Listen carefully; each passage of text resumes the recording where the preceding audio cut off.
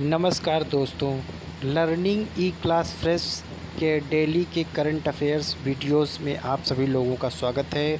और जैसा कि आप लोग देख रहे हैं कि मैं डेली पर डे का करंट अफेयर्स का न्यूज़ बना करके उस वीडियो को अपलोड कर रहा हूँ। उसी कड़ी को आगे बढ़ाते हैं और 17 जुलाई की करंट अफेयर्स की खबरों के साथ हम हाजिर हुए हैं आप लोगों के सामने। चलिए दोस्तों, शुरू करते हैं आज की। सबसे पहले अंतर्राष्ट्रीय खबरें। जो पहली सबसे अंतर्राष्ट्रीय खबर है, भारत और भूटान के बीच शुरू हुआ नया व्यापार मार्ग।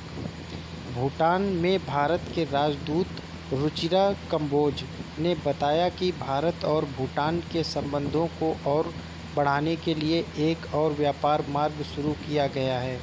यह मार्ग पश्चिम बंगाल के जयवांग और भूटान के प्रशाखा के मध्य विकसित है। दोस्तों, अगली जो अंतर्राष्ट्रीय न्यूज़ है उसकी तरफ चलते हैं। यूएन आर्थिक व सामाजिक परिषद को आज संबोधित करेंगे मोदी जी।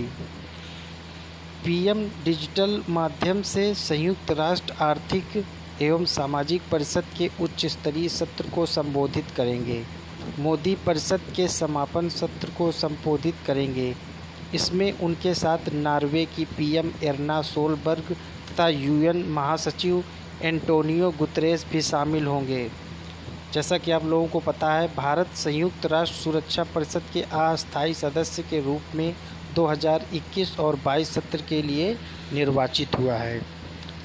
चलते हैं अगली अंतर्राष्ट्रीय न्यूज़ की तरफ। गरारे से कम हो सकता है कोरोना संक्रमण। जर्मनी के मार्टिन लूथर विश्वविद्यालय के शोधकर्ताओं ने दावा किया है कि गर्म पानी के गरारे करने से भी कोरोना वायरस को कम किया जा सकता है। शोध में दावा किया गया है कि अगर कोई संक्रमण का शिकार है तो उसका पता पॉलीमर्स चेन रिएक्शन से मिल जाएगा, जबकि वैकल्पिक परीक्षणों में संक्रमण के एंटीबॉडीज़ की पहचान की जाती है। अगली अंतर्राष्ट्रीय न्यूज़ देखते हैं दोस्तों। बिल गेट्स ने भारतीय फार्मा उद्योग की जमकर की तारीफ। बिल गेट्स ने भारतीय फार्मा उद्योग की जमकर तारीफ करते हुए कहा कि दवाएं और वैक्सीन बनाने वाली भारत की कंपनियां पूरे दुनिया के बड़े आपूर्ति करती हैं। अगली अंतर्राष्ट्रीय न्यूज़ की तरफ चलते हैं दोस्तों। जो आज से मैंने एक नया टॉपिक ऐड किया हुआ है, अंतर्राष्ट्रीय खबर और राष्ट्रीय खबर दोनों में नया टॉपिक ऐड किया है कि जो जिस डेट का, जैसे मान लीजिए आज 17 जुलाई है, तो 17 जुलाई की प्रमुख ऐतिहासिक घटना क्या हुई थी अंतर्राष्ट्रीय और राष्ट्रीय, उसका भी एक टॉपिक दोनों पे शामिल कर रहा हूँ। तो उसी कड़ी में देखते हैं 17 जुलाई की मुख्य अंतर्राष्ट्रीय ऐतिहासिक खबर। जो देखते हैं, विश्व प्रसिद्ध डिज्नीलैंड की शुरुआत। 17 जुलाई 1955 को अमेरिका के कैलिफोर्निया में यह एम्यूजमेंट पार्क को शुरू किया गया था। अब दोस्तों चलते हैं हम लोग राष्ट्रीय खबरों की तरफ और देखते हैं पहली राष्ट्रीय खबर। 65 वर्ष से अधिक उम्र के वोटरों को नहीं मिलेगा पोस्टल बैलेट। चुनाव आयोग ने बिहार के आगामी विधानसभा चुनाव और उपचुनाव में 65 साल से अधिक आयु के मतदाताओं के लिए पोस्टल बैलेट की सुविधा देने से इनकार कर दिया है। इसका प्रमुख कारण कोरोना वायरस है, क्योंकि जैसा कि आप लोगों को पता है, छोटे बच्चों और बुज़ुर्गों को 65 वर्ष से अधिक बुज़ुर्गों को कोरोना के संक्रमण का ज़्यादा खतरा है, इसीलिए। अगली राष्ट्रीय खबर, कोरोना का टीका देश में पहुंचाएगा रिलायंस फाउंडेशन। कोरोना का टीका विकसित होने के बाद उसे देश भर में पहुंचाने के लिए रिलायंस फाउंडेशन हर संभव योगदान देगा। फाउंडेशन की संस्थापक व चेयरपर्सन नीता अंबानी ने बुधवार को रिलायंस इंडस्ट्रीज़ की वार्षिक आम सभा को संबोधित करते हुए यह बात कही। अगली राष्ट्रीय खबर की तरफ चलते हैं दोस्तों। कोलकाता हाई कोर्ट के चीफ जस्टिस अब कहे जाएंगे सर। बंगाल के जिला न्यायालय और registry staff Calcutta high court के चीफ जस्टिस को माय लॉर्ड या लॉर्डशिप नहीं कहेंगे। अब यह सभी मुख्य न्यायाधीश को सर या श्रीमान कहकर संबोधित करेंगे। यह आदेश खुद कोलकाता हाई कोर्ट के चीफ जस्टिस टी.एस. राधाकृष्णन ने जारी किया। अगर ऐसा होता है तो 150 साल पुरानी परंपरा बदल जाएगी।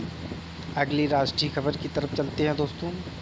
सौर ऊर्जा उपकरणों में 20% आयात शुल्क की तैयारी।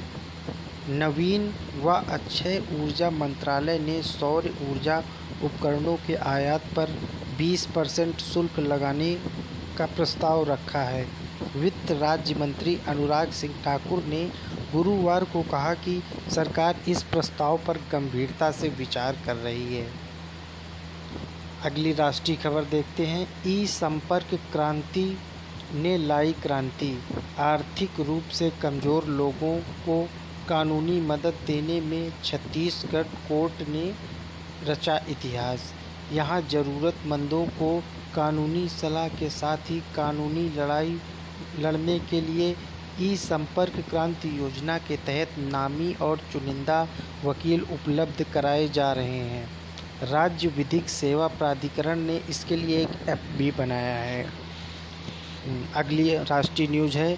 भाइयों की कलाई पर सजेगी स्वदेशी सिक्की राखी।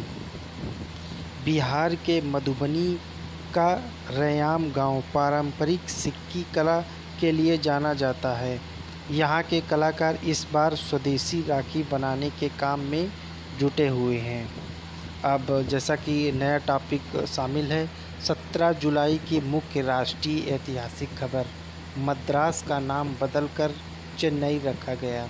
17 जुलाई 1996 को तमिलनाडु सरकार ने मद्रास का नाम बदलकर चेन्नई रखा था। ऑटोमोबाइल इंडस्ट्री की वजह से इसे डेट्रॉयट ऑफ इंडिया भी कहा जाता है। और जैसा कि आप लोगों को पता होगा कि चेन्नई को हम लोग डेट्रॉयट ऑफ इंडिया के नाम से भी बुलाते हैं। अब अगली खबरों की तरफ बढ़ते हैं दोस्तों। जैसा कि आप लोग जानते हैं कि हम लास्ट में उत्तर प्रदेश की प्रमुख खबरें भी प्रकाशित करते हैं, जिससे कि जो बच्चे उत्तर प्रदेश की परीक्षाओं की तैयारी कर रहे हैं, कंपटीशन उत्तर प्रदेश गवर्नमेंट के जो भी फॉर्म आते हैं उसके लिए वीडियो हो गया आपका, और जो भी स्टेट लेवल के एग्ज़ाम हैं उन सब के लिए। चलिए देखते हैं उत्तर प्रदेश की खबरें। पहली जो खबर है, विकास प्राधिकरण और परिषद के आवंटियों को दंड ब्याज से राहत। 1 मार्च से 31 अगस्त तक देय धनराशि को समय से न जमा कर पाने वाले आवंटियों को इस अवधि के लिए दंड ब्याज नहीं देना पड़ेगा। दंड ब्याज से छूट पाने के लिए आवंटियों को देय धनराशि 30 सितंबर तक जमा करनी होगी। अगली जो उत्तर प्रदेश की खबर है, पूर्व मंत्री घूराराम का कोरोना से निधन। बहुजन समाज पार्टी के संस्थापक काशीराम के विश्वस्त सहयोगी रहे तथा दलितों के बड़े नेता पूर्व मंत्री घूराराम का गुरुवार लखनऊ KGMU में निधन हो गया। जांच में उनकी रिपोर्ट कोरोना पॉजिटिव आई है। अगली न्यूज़ है, योगेंद्र उपाध्याय बने भाजपा के मुख्य सचेतक। आगरा दक्षिण के विधायक योगेंद्र उपाध्याय को उत्तर प्रदेश भारतीय जनता पार्टी मुख्य सचेतक पद पर नियुक्त किया गया है। अगली जो खबर है उत्तर प्रदेश से, शुल्क पूर्ति के लिए आधार कार्ड अनिवार्य। आर्थिक रूप से कमज़ोर मेधावियों को मिलने वाली शुल्क प्रतिपूर्ति के लिए अब आधार कार्ड अनिवार्य कर दिया गया है। आधार कार्ड बैंक से लिंक करवाना भी अनिवार्य होगा। इसके साथ ही शुल्क प्रतिपूर्ति के भुगतान के लिए भी वित्तीय सहमति लेना अनिवार्य होगा। अगली उत्तर प्रदेश की न्यूज़ है, यूपीको के चेयरमैन बने नवनीत सहगल। सूक्ष्म लघु एवं मध्यम उद्यम तथा निर्यात प्रोत्साहन विभाग के अपर मुख्य सचिव नवनीत सहगल को Uttar Pradesh industrial consultant limited अर्थात यूपीको का चेयरमैन बनाया गया है। अगली न्यूज़ है, आनंद बने उत्तर प्रदेश एडवेंचर के प्रदेश अध्यक्ष। उत्तर प्रदेश एडवेंचर एसोसिएशन की बैठक में आनंद स्वरूप पांडे को एसोसिएशन का प्रदेश अध्यक्ष नियुक्त किया गया है। जो आज की लास्ट न्यूज़ है उत्तर प्रदेश गवर्नमेंट की। अब मास्क की गुणवत्ता परखेगी स्मॉल आर्म्स फैक्ट्री, जो कि कानपुर में है। स्मॉल आर्म्स फैक्ट्री में बनी splash resistance test of surgical mask machine अब मास्क की गुणवत्ता को परखेगी। इसके साथ ही दोस्तों आप आज का वीडियो समाप्त करने की अनुमति दीजिए। और दोस्तों अगर वीडियो आपको पसंद आए तो प्लीज़ लाइक और शेयर ज़रूर करिएगा। और अगर इसी तरह के आपको वीडियो डेली चाहिए तो आप मेरे चैनल को सब्सक्राइब करके बेल आइकन को दबाइए।